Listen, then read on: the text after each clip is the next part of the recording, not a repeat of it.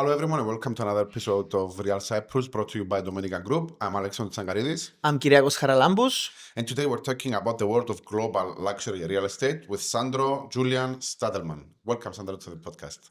Well, thank you, gentlemen, for getting me on this podcast. Thank you very much. And you spoke it out in the right way, Sandro Julian Stadelmann. Because, sometimes in English, the people have problems how to spell my name, but... On the Sandro or the Julian part? No, I say Julian. Stadelmann, Okay. It's Stadelmann, a German name, but in English, mostly they say Stadelmann. Stadelmann. But... so it's a good start. Happy to be here. Happy to talk about the Cyprus real estate market. Thank you very much. So before we start and to put everybody on the same page, a brief introduction, if you may, on yourself, your experience in the market and the services that you provide. All right. So I started in the real estate business in 2011. Mm-hmm. So it started way back. It started actually in 2005. So in 2005, my mother told me back then, after I finished school, you either learn a craft, you go and make an apprenticeship in Austria. You can go to the bakery and learn this craft. You can go to the car garage and become a mechanic, or you can become an electrician. She said, either you learn a craft like this, or you move to your father. Mm-hmm. But my father lived on the other side of Austria. And I was a football player. I did not want to leave my friends over there in my football club. So therefore I said, all right, mother, I was 14. I will go and make an apprenticeship. I tried to find a job. And then I started as an electrician in 2005, 21 years ago. I worked as an electrician on a lot of construction sites for 3 years. And this was actually the starting point, I did not know it back then, but I know that I'm not the most talented, labor worker. We always say in Austria, we have a saying, if you're not good in that field, you have two left hands. Yeah. I have two left hands. So therefore, I kind of enjoyed the whole process and progress of the real estate industry, to be there from day one, Mm-hmm. When there is the ground, up to when it's the handover, because an electrician is there all the time. Yes. And that's why I've seen in 3 years every kind of possible site from the construction, And therefore, I developed a lot of knowledge, about not only theoretical, but also very practical knowledge. Yes, of course. How the whole thing works, how you build a house. Mm-hmm. And then I left this profession. I went to the military. I was a soldier 3 years. And then in 2011, after my military mission in Bosnia, I came back and started in August 2011 as a real estate broker. And I also learned this craft, because in Austria, you have to get a license, you have to do some studies. So I went and made this academic education to become an academic real estate manager. So that's what I want to tell you guys. I have the practical knowledge from the construction side, but also the theoretical knowledge from the studies. Mm-hmm. And then I went into this business in Austria, started in Graz, in a small city, went to Vienna, started my company there in 2017. And 2021, we went to Dubai also to open an office there. So in the peak, I had an office in Dubai, an office in Vienna, an office in Mallorca. This was a bit too much to manage, because I would say I'm very good in what I do as a real estate broker, but I'm not the best CEO, I'm not Yes. a manager, HR, people come to you, ask for a raise, ask for holidays, and so on, I could see I don't want to have multiple offices, multiple employees, but I can be very good with a specific target group as a broker. And so, I made a couple of decisions the last 12 to 24 months. I got out of the Dubai market. Even though we were very successful the last 5 years, we sold hundreds of units.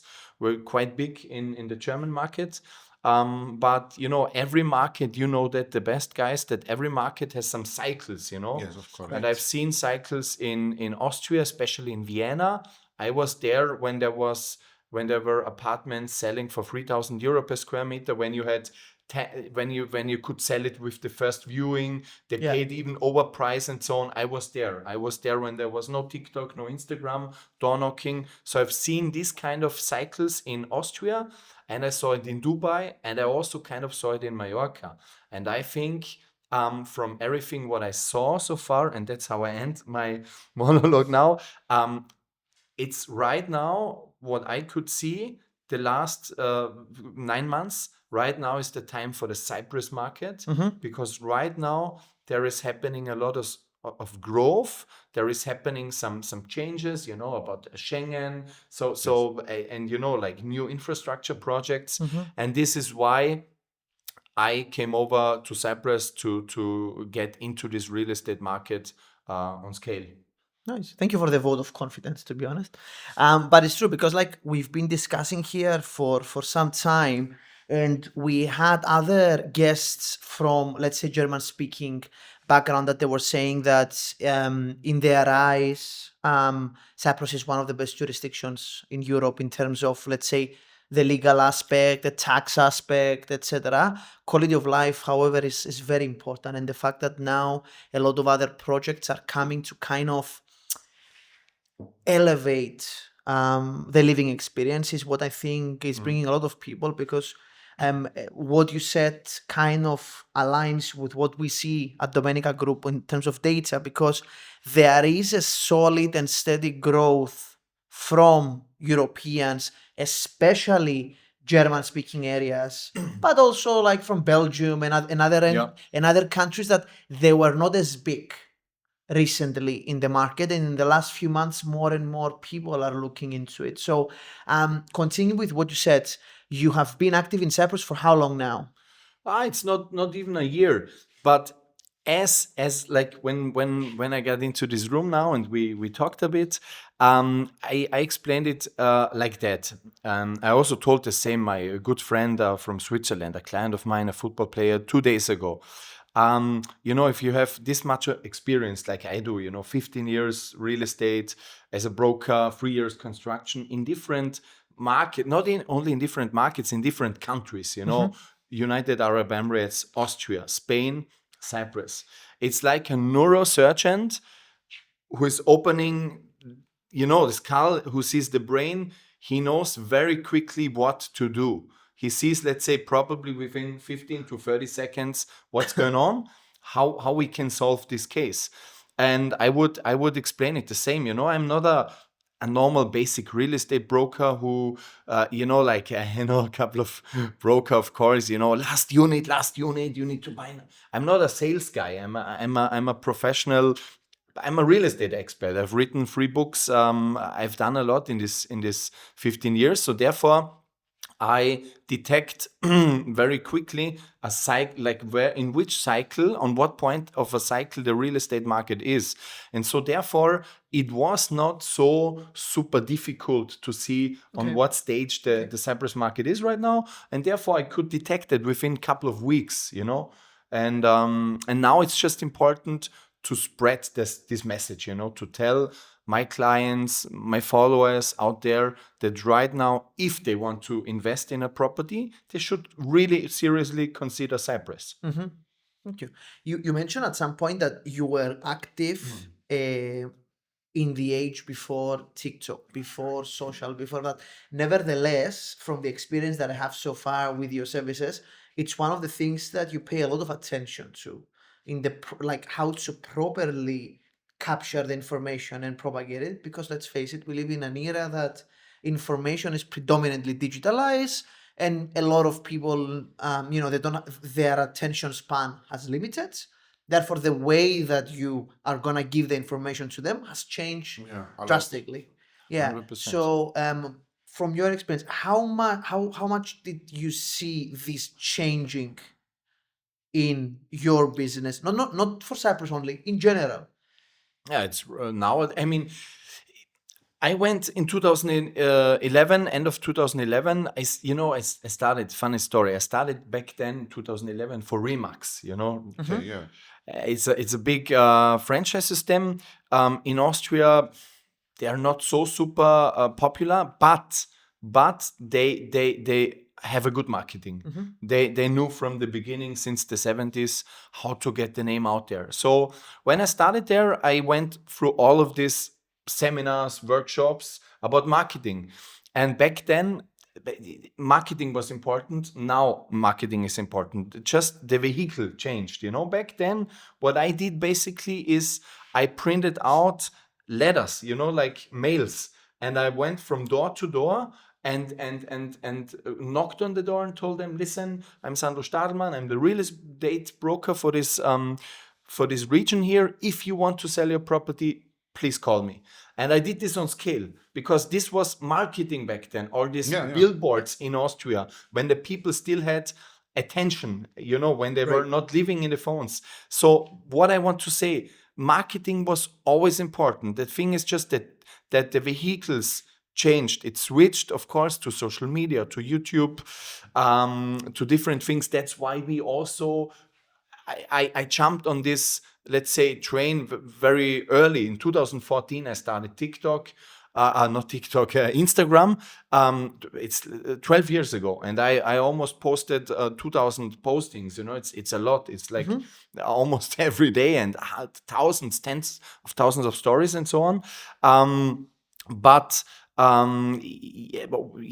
I mean is just important to detect the right marketing vehicle to channel and jump on that vehicle, and it actually does not matter if tomorrow they stop all of these social media platforms, and they will go back to billboard, whatever. So that means marketing, no matter what, marketing is important, because we as brokers, we're not the developer, we're not the buyer, we're the broker in between. So we need to bring together buyer and seller. That means we need to spread the message. We need to do the marketing, the branding, and to summarize that, that's why we also developed an own app, an own platform where we give our VIP clients access, but also everyone can download it right the moment on the App Store, to kind of also build a community in our app to market exclusively our projects. And I think this is the next step, that you also build your own community and make and launch your own technology asset. And that's what I mean. You always have to keep on moving, and it does not matter about TikTok, Instagram. If tomorrow is a new app here, I jump on it. If it gives us reach, in the end, it's just about the attention from the target group. Correct. So if I may combine the last two topics, so marketing and all the, let's say, feedback that you get from clients, and what you said that, I came to a new market, Cyprus, a few months ago, and I noticed that it was a good time for people to start getting interest. So if I combine these two, based on your experience so far and the feedback that you get from your clients on an almost daily level, what are the 2-3 most important factors you would say that are right now bringing your clients, and in general the German speaking, let's say, European clients, to Cyprus? And number 2, what was the 1-2 things that you noticed in the beginning that made you say, there is something here, let's explore it a bit further? That's connected with each other. So let's say the general market is a different thing. But if we talk about my market, my target market, the German market, it's kind of a dream of almost every German, Austrian, to one day at their retirement move to a sunny place. Okay. And most of the time it is Mallorca, because Mallorca is closed. It's amazing developed. It's an amazing island. It has a very good connection with the German region. Every day, couple of flights, from every small city of Germany. So therefore, it's a dream of the German people to move to Mallorca.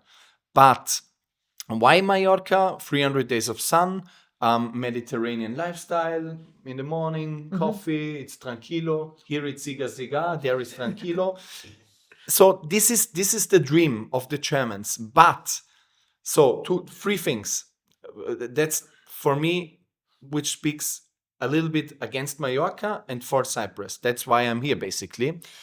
First of all, safety. I mean, Mallorca is still safe, but not so safe anymore. it used to There is robbery. There is small crime, but there is crime happening. Yeah. And definitely Cyprus is more safe than Mallorca. One thing, security. Second thing, tax. There, let's say around 50%. Here, if you, as a German, you start the limited, it's 15. You know, non-dom state is 17 years. 50, 15. You know, I mean, for me as a self-made guy, let's say if I make 100,000 profit and I pay 15,000 or I pay 50,000, it's a big difference, you know, to support the family, It's a to eat. 35% difference. It's a big thing, especially for people who are not done yet. I mean, as a retired guy, for example, you build your IT company for 30 years, you sold it now for 15 million, you don't worry about taxes anymore. You're 65, okay, go to Mallorca, all good. But there is a different generation, they care about taxes very much. That's why they went to Dubai. That's why I went to Dubai, and that's why Cyprus is so much better in compared to Mallorca because of the tax reason. And the third thing, of course, is it's a similar weather. You know, here is slightly better than Mallorca. It's a bit more south. It's on the same position like, let's say, California, Marbella, Malaga. So therefore, you have a bit more days of sun and a couple of degrees more. So weather is slightly better. So you have security, you have a very attractive tax situation, and you have an amazing weather. That speaks for Cyprus. And this is what makes it so interesting for the European target group, especially for Germans, British, Dutch, and so on. But since the Germans is our main client target group, we don't have problems to tell them that. We just need to make sure now that we educate them that they know, okay, Cyprus is there, Cyprus is safe. And why Cyprus now? Because I talked to a lot of clients who also invested in Mallorca and they're coming over here now. They said, Sandro, Cyprus here is like Mallorca 15 years ago. What does that mean? That means you have the opportunities like Mallorca 15 years ago, when the prices were at 3,000 euro per square meter. You can find something here right now for 3,000, 3,500, 4,000 per square meter. In Vienna, this was 10, 12 years ago. I still remember these times. And I remember when there was big investors who bought unit after unit. And now, of course, they're very wealthy. And also the same in Mallorca. They made a huge amount of money.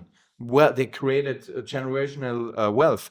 And this is something I see in Cyprus right now, right at the moment. Of course, I'm not a fortune teller. I cannot tell what's going to happen in 2 years, 5 years, 10 years. But right now is important. And right now, if you compare these other target markets, Mallorca, Dubai with Cyprus wins because it has the same advantages, but way better real estate prices, which means growth. To be honest, looking at it from the developer side and comparing data that we were seeing in the last years, we have by far the most robust market that we had in Cyprus in a while, because you have people investing for many different reasons and for many different nationalities. You mentioned a few of the reasons. You even mentioned like permanent residency, Schengen, and this kind of stuff that are changing, and we see a lot. Obviously, taxes bring companies bring more people. And COVID brought more people interested in living experience, not just, I have to work from an office, I can work from anywhere, and that brought even more people. And you are right, you're not a fortune teller, I wish I was as well, but so far the data is showing that this is the beginning of the journey, is no way near let's say where we are thinking we're gonna end up. But before I continue and I completely derail us, Alex, I know you as always have prepared a few points. But so as always, whenever I get to say all the questions. So yeah. Yeah, usually the conversation starts and then we just keep going. That's the idea, right? Yeah, of course, of course. So, from your experience, are today's international investors prioritizing yield, lifestyle, tax efficiency, or long-term security? International investors. So first of all, it's the basic in real estate. First of all, it's always I always in my book I wrote it down in a simple way. It's always rental ROI and capital appreciation.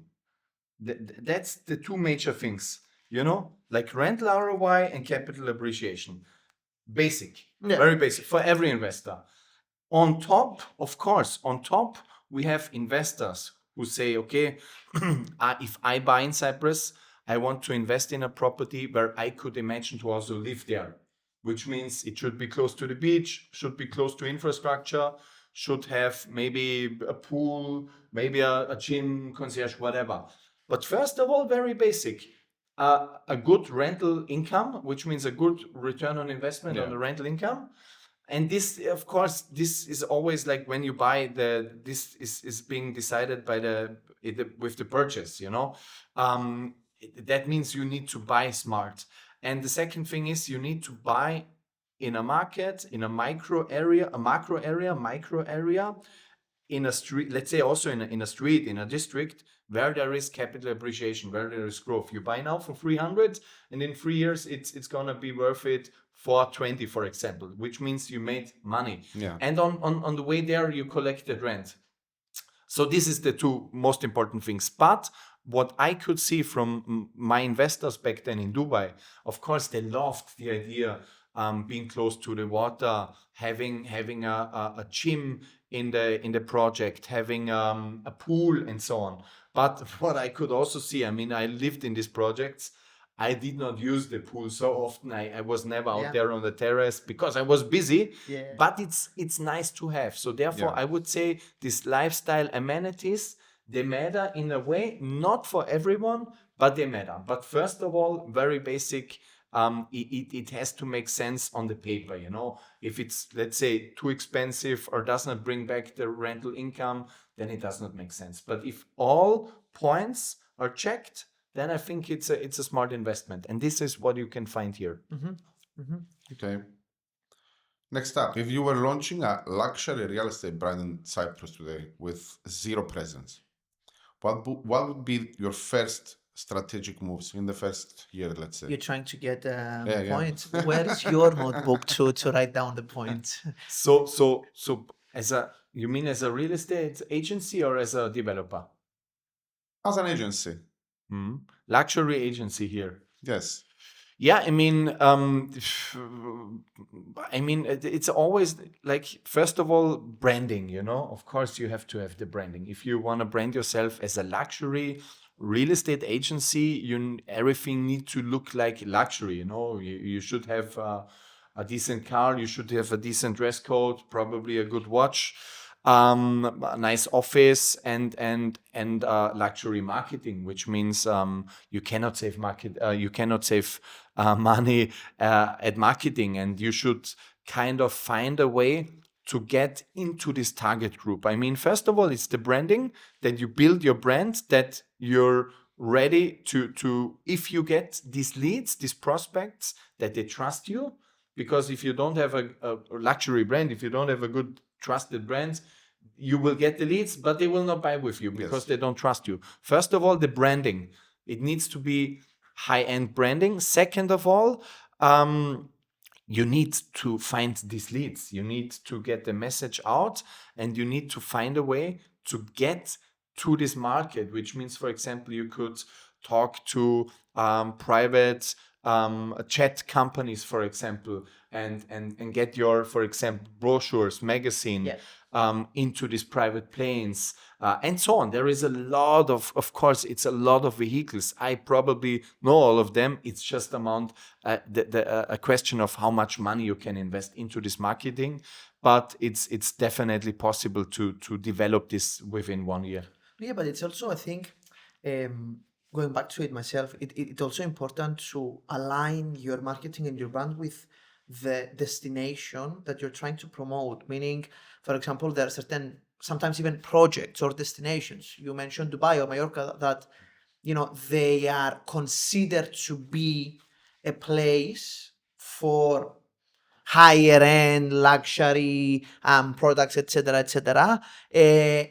It's also important to understand that, for example, if we speak about Paphos, that's not necessarily the number one thing that Paphos promotes.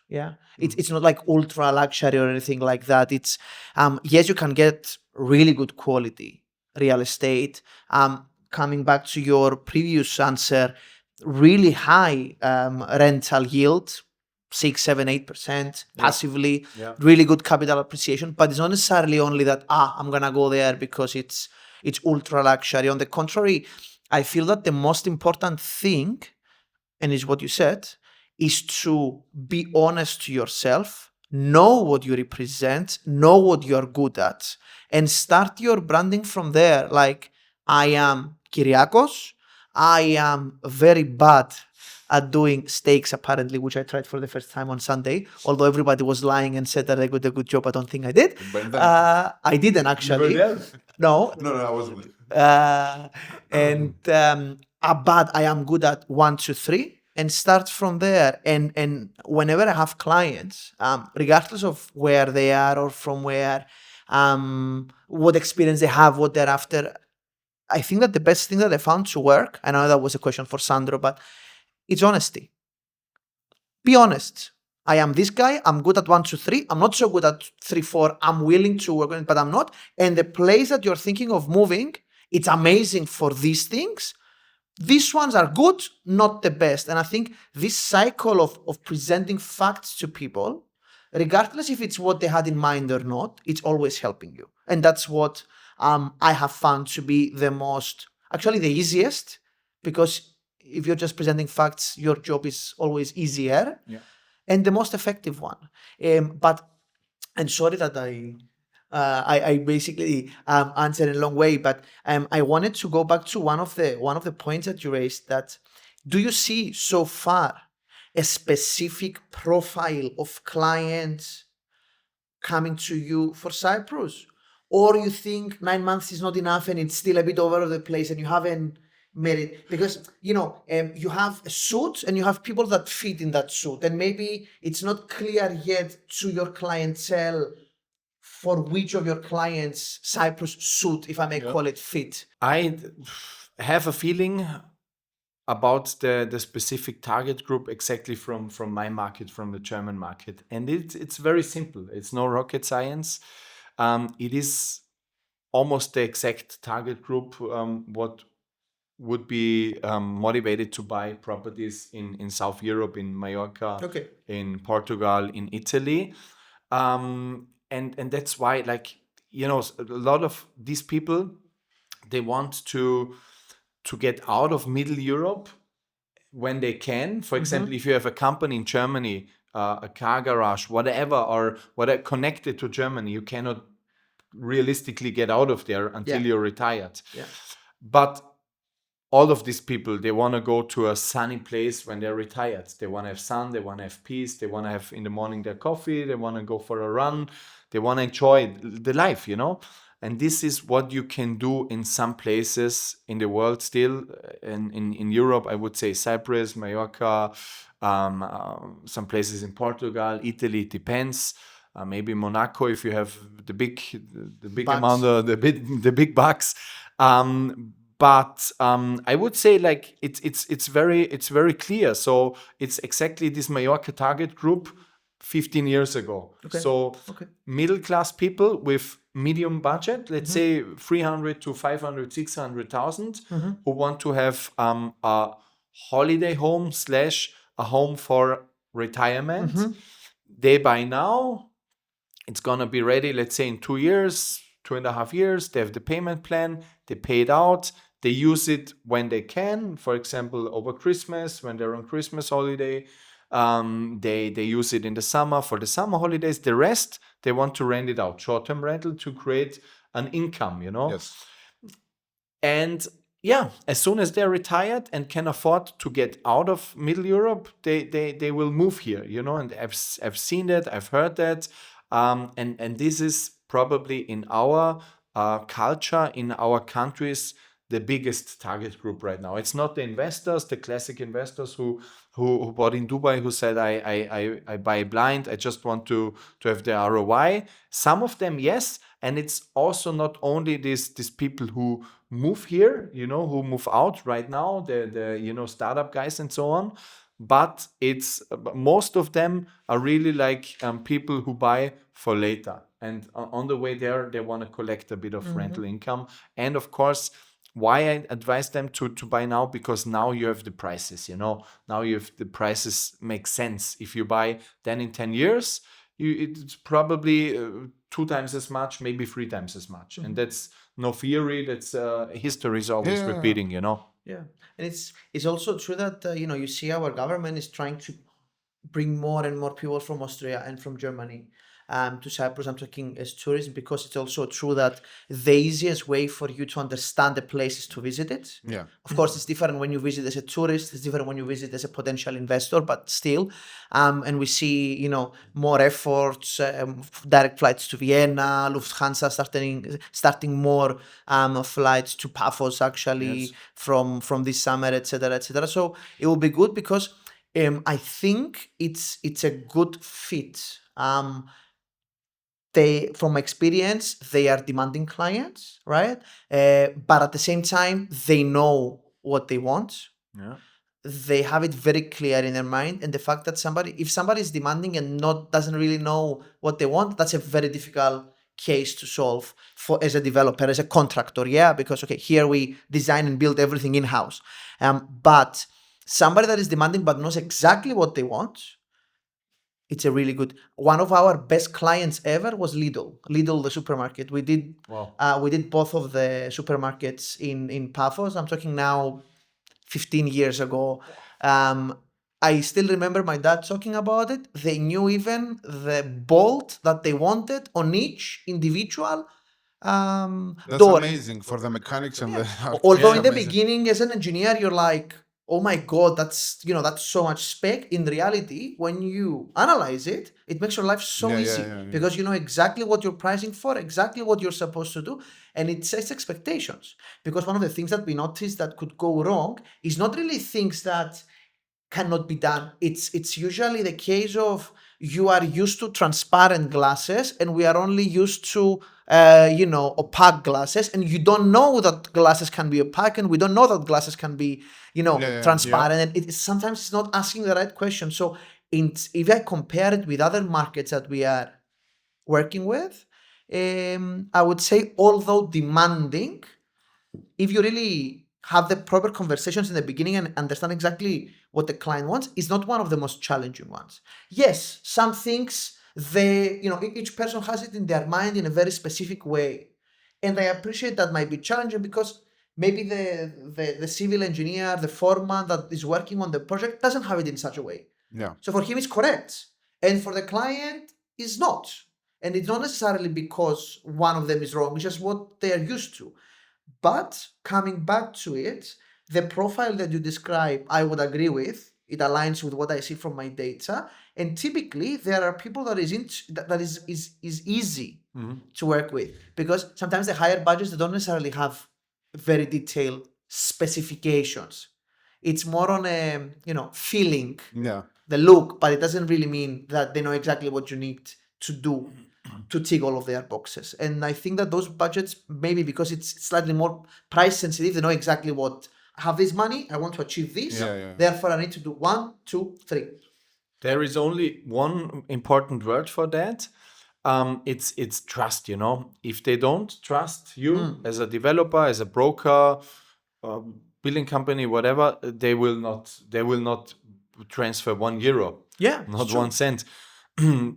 If they trust you, if you won their trust, and if you can prove that you're a serious developer, a serious broker, a lot of experience, you know, and references and so on. And if also it's, for example, in Austrian culture, is also about relationship. Germans are more straightforward, but with us it also have to click, Yes. so it also have to be some basic relationship. You have to like each other, to kind of, there should be some basic relationship there. And of course, because the Austrians think, okay, if you're the real estate broker, you know what you're talking about. And I mean, some real estate broker, they don't have any clue what they're talking about. But that's why we need to communicate that we are the ones they can come to. We will advise them in Yeah. a always honest way, because I don't need to make the easy money, quick money. I mean, I've been in the business 15 years. I will be in the business many more decades. I'm not in rush. I can afford, and this was always my value, to be honest, and if it's ending up that the client does not move forward and buys, okay, then the next client is around the corner. And that's the thing, because I'm only based on values. So my values are loyalty, reliability, honesty. Everyone who knows me know exactly. There is no, I never made any compromise on that. So, and this is how you win their hearts. If they win your heart, then they will make business with you. And you can only do that if they can trust you, if you're honest. And I experienced that in southern markets. A lot of people were not always honest, and that's how you can lose a German customer in a second. And it's like, okay, we are in this business for 65 years, and you appreciate that in a small place like Cyprus, like Paphos, you don't survive 65 years if you are not honest. But still, I think it's not even the way that you approach, let's say, originally a project. It's mostly about how you approach your mistakes, because we are in construction. Inevitably, mistakes are going to happen, right? What's your approach? What's your view on them? Are you going to hide behind them or not? Again, I'm not saying that you are going to respond to anything if you don't feel it's right, because you also need to be honest to yourself, and fair to yourself. But I think the most important thing is to, as you very well showed them, that I'm not telling you I'm going to do everything right. And if I am, it means I'm not being honest with you. I'm just telling you that if I mess up, I will be there to fix it. Yeah. And that's, I think, the what people need to click. And you are right. All the Austrian clients that I've met, the private, let's say, conversation was important, because they really wanted to measure you, if I may say, and see if you are a person that they could do business with. Yeah, they want to get to know the human behind. Exactly. Because of course we are working sometimes like machines, especially real estate is on the peak. It's always 24/7. Correct. It's Monday to Sunday, sometimes 14 hours per day. Of course, we work like machines, but we're also humans. We have families, we have hobbies, we have friends, we have needs, and the Austrians, they want to learn more about the person behind, about the developer, about the agent. And with my best clients, I have friendships. I mean, with the football players, with the stars from the German area. I mean, that's like A players in the German area, like big stars over there. They come to me not because they think that Sandro is funny, he makes us a good time, or he's the expert. Maybe, of course, this is also a reason. By the way, I'm not so funny, but they know exactly, they can trust me. My handshake is worth more than any written contract, and they know 100% loyalty. If I tell them I will get the job done, I get it done, no matter what. And that's why the elite from the German area, I mean elite, I mean like big CEOs, bank directors, like real superstars over there, national team players. They come to me, and exactly because they know if Sandro promises something, he gets it done. I mean, of course, I cannot always do everything by myself, because in the end, I'm not a builder, I'm not the developer, I'm not the. But the good thing is, I mostly know people who can get it done, and I have a big network here in Dubai, in Spain, in Austria, because a lot of people know me. I know a lot of people, and in the end, it also comes down to the network. So therefore, I think if you're an honest person with the right old school values, you will always be successful in this business, and also as a developer. As you say, sometimes you can screw up. Sometimes there are mistakes. I also did renovations. There's a lot of things which can go wrong, but in the end, first of all, to stand with it and say, okay, so it is our mistake, and now right to the solution. We make everything possible to get it done, to get it solved, to get it fixed. That we don't let them stand in the rain. It's very important. Then they will appreciate that till they die, and will come back and will send family to you. They will send the friends, and that's the thing. That's how to, very important, how to operate with the German market. Thank you for that. Alex, any final questions? No, that was good. That was very good as a closing remark, I think. It was very good as a closing remark. Thank you for that. Sandro, thank you very much for taking the time today. Alex has brought some gifts for you. It's all branded. Thank you very much, gentlemen. Really appreciate it. Because I have the feeling that Sandro deep down inside is a marketeer. Very nice. Wow. I'm a big fan of Domenica Group, honestly. There is a story also behind it, with Kyriakos. That's why I mentioned the word loyalty. Everyone who knows me knows that I'm a loyal guy. I'm a zodiac sign Scorpio. Our currency is loyalty, by the way. And if someone has put trust in me and in my company and in my team, I will always try to pay that back. And Kyriakos, he trusted in us. And we were doing something together. Domenica was a sponsoring partner of my book presentation in Vienna last year in December, and I really appreciate that. And that's why I try, of course, always to pay back this loyalty. And I really appreciate. Thank you very much, guys, for the invitation. Thank you for your time. Looking forward to close a lot of deals and make people happy. Thank you. Thank you so Thank much. you very much. And thank you everyone for watching. I'm going to see you in the next episode. Bye. Thank you.